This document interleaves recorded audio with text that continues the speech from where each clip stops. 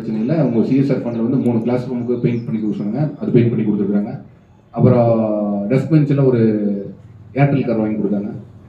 அதில் வந்து சின்ன சின்ன அமௌண்ட் மட்டும் டேக்ஸ் அமௌண்ட் மட்டும் நான் பே பண்ணிக்கிறேன். அவங்க ஒரு 70,000 வருது அப்படின்னா, ஒரு 79,000 வருது அப்படின்னா, 90,000 நான் பே பண்ணிக்கிறேன். 70,000 பண்ணி கொடுத்தாங்க.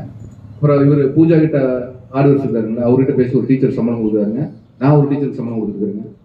நம்ம என்ன இந்த மாதிரி பொதுவான வேலைகள் எல்லாமே நம்ம பண்ணோம்னா தான் வந்து சின்ன சின்ன இதெல்லாம் வந்து நம்ம வார்டில் இருக்கிறவங்க எல்லாருமே நம்ம பார்த்துக்கலாங்க. இந்த மாதிரி பொதுவாக இருக்கிறதுக்கும் நம்ம பண்ணணுங்க. ஒன்றும் இல்லைங்க, இந்த பால்வாடி ஸ்கூல் இருக்குதுங்க, அந்த கர்ப்பிணி பெண்கள் வந்து இங்கே பார்த்துட்டு போகிறாங்க. ஒரு ட்வின்ஸ் குழந்தை பிறந்திருக்குங்க. அது அவங்களுக்கு வந்து சத்து குறைபாடு இருக்குன்னு சொல்லி ஒரு 3 பேர் 4 பேர் வராங்க. மாதத்துக்கு ஒரு 500 ரூபா வாங்குறதுக்கே அவங்களுக்கு இல்லைங்க.